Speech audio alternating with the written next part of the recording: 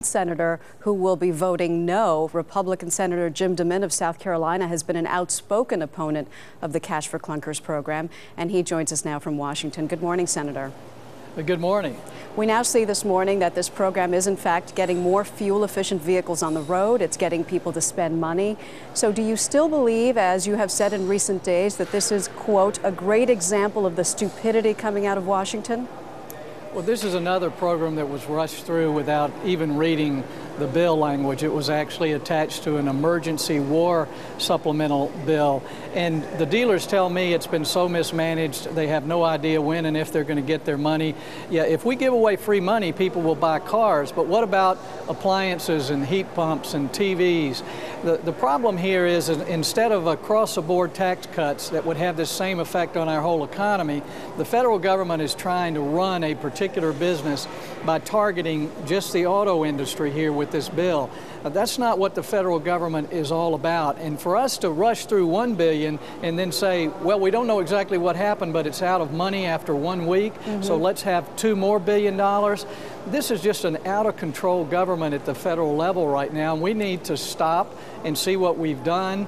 And it just doesn't make any sense to keep rushing through bills, borrowing money from our children, and then saying, Shazam, we've sold some cars. I also want to ask you about the nomination of Judge Sonia Sotomayor to the Supreme Court, which you will begin debating today.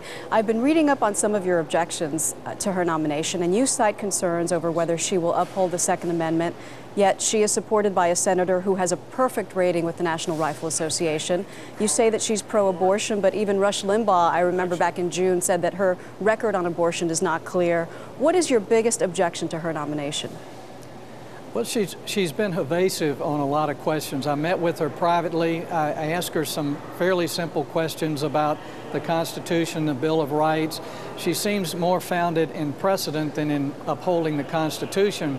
And a number of us are very concerned about an activist court that's trying to expand what the Constitution intends for the federal government to do. Do you think her record has been a record of an activist? We have some problems with a number of her decisions, particularly on Bill of Rights questions such as the Second Amendment. The decision that she made about the firemen was questionable. A lot of her speeches suggest that she has a different idea of what a justice should do. But she had some confirmation conversions, and she came back to the point of view of a constructionist type of judge. But she has not been consistent in her comments and seemed very evasive with me in the individual meeting I had with her. Senator Jim DeMint, thank you very much for your time this morning. Thank you. Good to be with you. You're welcome.